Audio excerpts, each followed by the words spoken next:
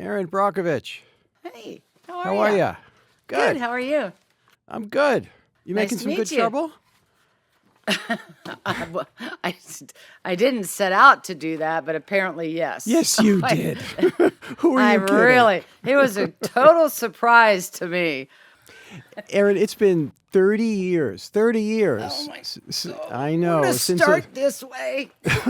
It's been 30 years since a certain legal case about groundwater contamination changed your life and the lives of a lot of other people and inspired the movie that we know you by. These people don't dream about being rich. They dream about being able to watch their kids swim in a pool without worrying that they'll have to have a hysterectomy at the age of 20, like Rosa Diaz, a client of ours, or have their spine deteriorate like Stan Bloom, another client of ours. So before you come back here with another lame-ass offer, I want you to think real hard about what your spine is worth, Mr. Walker. Or what you might expect someone to pay you for your uterus, Miss Sanchez. Then you take out your calculator and you multiply that number by 100. Anything less than that is a waste of our time. By the way, we had that water brought in special for you folks. Came from Well and Hinkley. And you've been filing lawsuits around chemical pollutants for years thereafter. Now you're involved with data centers. You're involved in this for a fairly brief time, right? Just for a few months. And you're collecting information. This is the beginning of your process. How would you assess what the opposition is to the construction of data processing centers? How much pushback has already begun against the tech companies on this? A lot. This is, in my 30 years, I've never really seen the people show up like they are at a very local level. Just down in Florida, and they got a moratorium. The city council meeting went on for 12 hours, and it was an overflow. And every city council meeting now, you're just seeing this huge overflow of people. When I started the map, when a community reached out to me. Explain what the map is. So it's pretty simple. It's called Brockovich Data Center, but it's a place, it's a map where people who have data centers being developed, proposed, or up and running in and around the country can report their issues to the map. And it comes to me in a submission, they come down like this. And Right. I go through 12,000 and I read each one. So for me, it was a visual to see the bigger picture. What does the map look like? Well, with all the red dots now, it's getting pretty Yeah. hard. It's getting pretty hard to see. It's just coast to coast America. data centers. It's coast to coast data centers. That's and pretty so incredible. It's very incredible, and it's actually really very concerning. They're building in many drought restricted areas, and I don't know that people always understand. And listen, this has been a huge learning curve for me, and I'm learning from the people on the inside, the workers, the people, the city hall, and everybody. The amount and the consumption of water, it is almost staggering. And the bigger hyperscales can use anywhere from 1 to 7, possibly 8 million gallons of water per day. Now, what does a data center do in terms of the environmental drag on a community? So what they're reporting is, this is not just a few towns here or there. It's just everybody has the same report. During the construction phase, these are not small facilities. They're 2,200 acres. They're 3,000 acres. They're 4,000 acres. And the first thing that they get extremely upset about is the destruction of the land. You're talking rural land. So all the trees, all the vegetation, all the farmland, all goes away. It's disruptive to their sanctuary. It's disruptive to the wildlife. People are definitely reporting changes in the wildlife, the absence of wildlife, dead wildlife, and they find that very concerning. And in the construction phase, wells can often get damaged.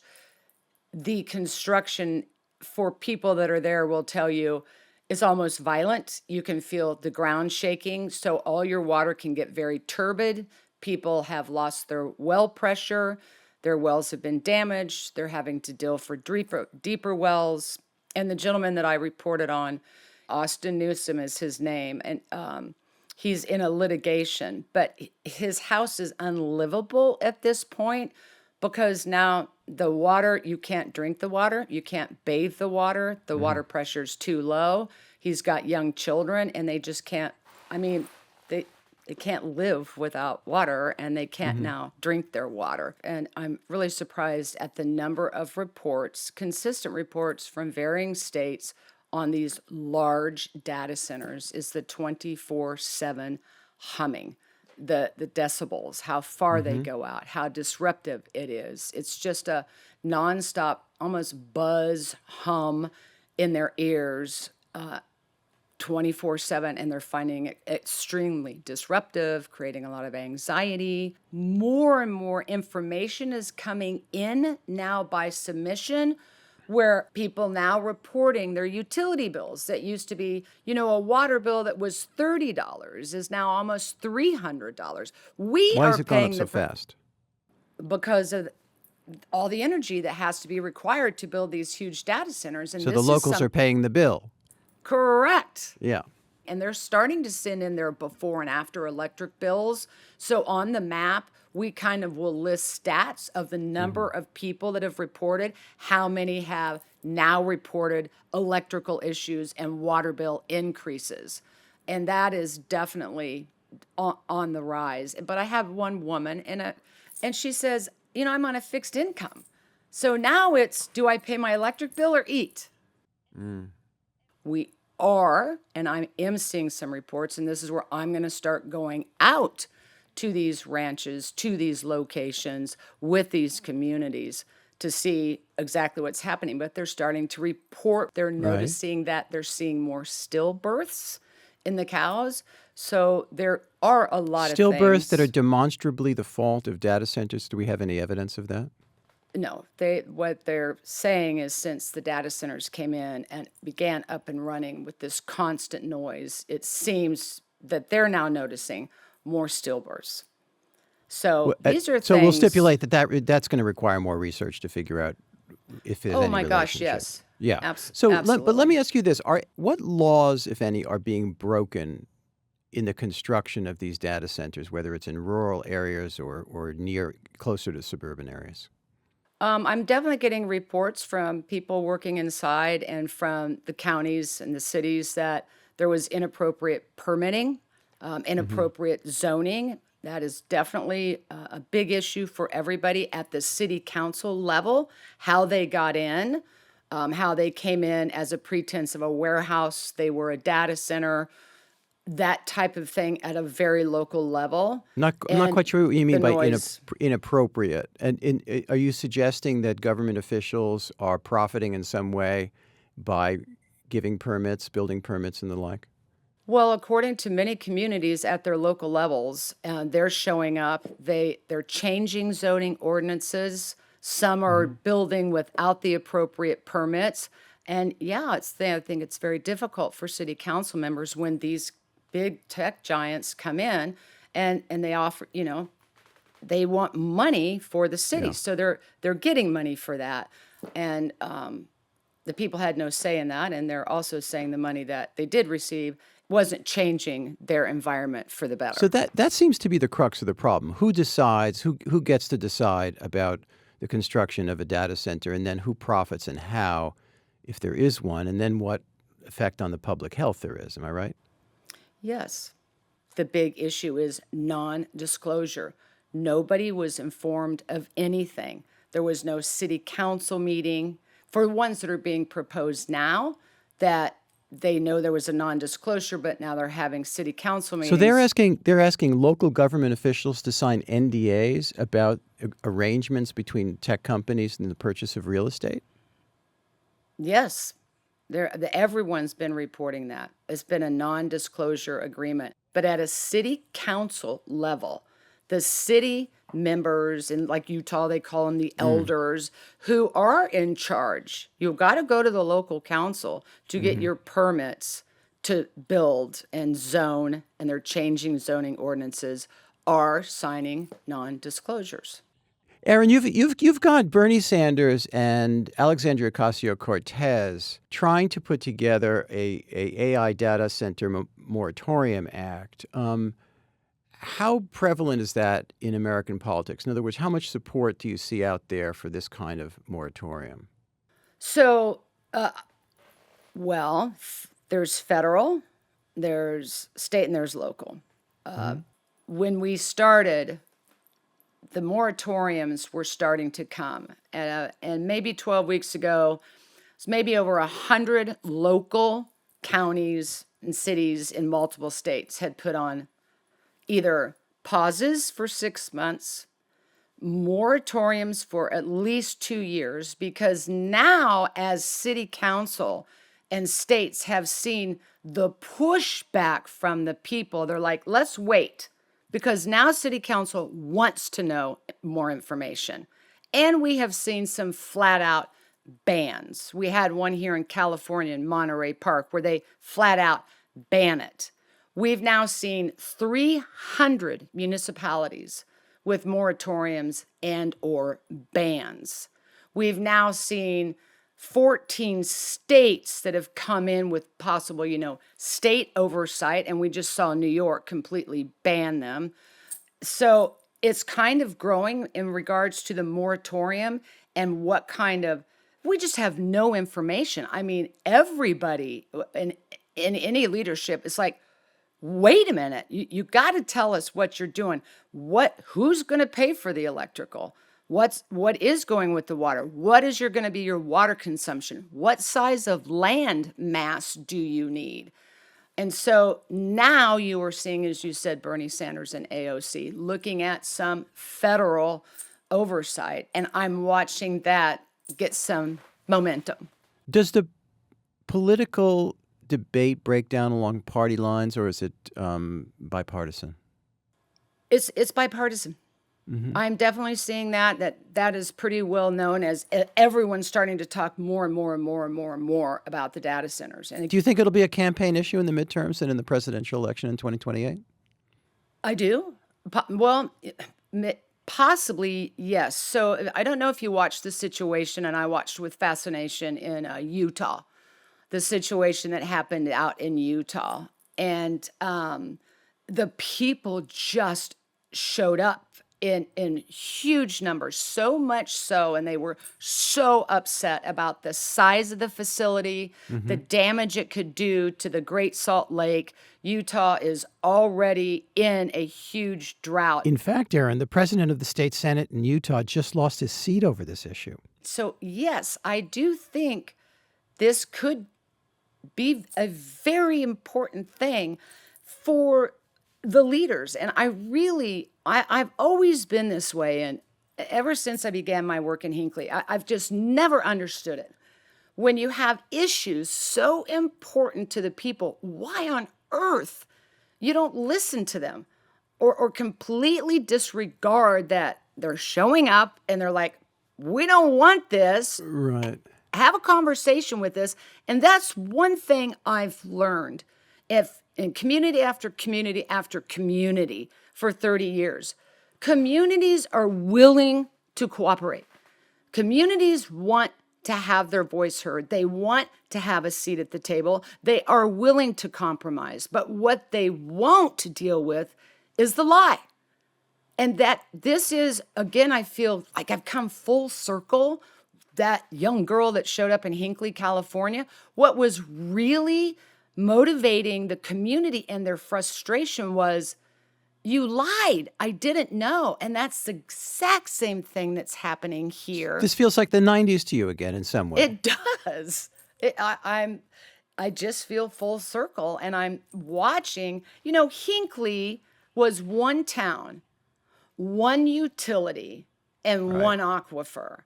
This is every town, every utility, every resource across the country. I think the stakes are really high for the people.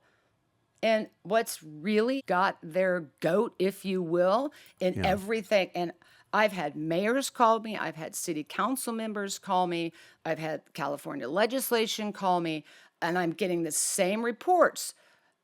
Other city council members who are now not in office, this was an absolute secret. Have the AI companies reached out to you to say, "Hey, Erin, well, we understand your concern, but we're really not so terrible. We're doing X, Y, and Z to, ameliorate the situation," or anything? Do you ever hear from the corporate side where they try to get you to come on over and understand their point of view? No. Never. I have to laugh at that. They're like, oh shit. They- No, no, no. That's interesting because I did get a text this morning from somebody who said there was a data center executive out of Dallas. It's somebody Right. that I work with, would like to have a meeting. And Will you take that meeting? here's the thing. Sure, with the people. You don't have to have a meeting with me. You have to have a meeting with the people whose backyards are being their life turned upside down. I'll be happy to show up for a meeting with all of them. Erin, I wonder, do you use AI yourself? No, not much. I get curious. I use it out of curiosity. And when I do talk about AI, I encourage people. Remember who you're talking to. It's a machine, okay? It is a tool that could be used for good purposes. I don't think it's be all, end all. And I've always encouraged people. It's a tool. But you have to use your own brain. Vet your information. It's a tool. Use it for the good tool it is. You don't need to use it for anything else. So use it or don't use it. But the fact that to have this AI is at the expense, first of all, the big companies don't be appearing to pay for it. Now we're watching a lot of things happen where states are now not giving them the tax breaks. They're starting to say, you have to pay for all the electrical. But for us, we the people, to now have to have water consumption issues, electrical bills going up, water bills going up, the loss of our sanctuary, our wildlife, everything, and all the resources at once are at jeopardy. It's too much. The name Erin Brockovich is associated with class action lawsuits. Do you see a class action lawsuit in the offing here? Well, the case that I was involved in that everyone became famous for, Hinckley, was a direct action, not a class action. That depends. There's a lot of diminution of property value, but I would see possibly in that's going to be up to all the lawyers to decide. It wouldn't be one national class, it could be state by state, but I see the lawsuits coming. You are seeing more citizens and communities that are organized hiring attorneys. I'm starting to see actually now in a couple of places where they've put on moratoriums, the city councils are now being sued by the tech giants. There's a couple of them out there for $100 million or more. That's going to be really hard for these small local cities to push back on that. So I think that you'll start to see more litigation like that. AI executives will tell you this is going to bring a lot of jobs, endless amounts of innovation. It's going to make everybody's life better. And again, there's difficulties along the way. How much do you trust, if at all, AI executives and AI innovators? I don't. And I don't think the people do. And you're showing all of them that you can't be trustworthy. If this is so great and so awesome, what's the non-disclosure agreement?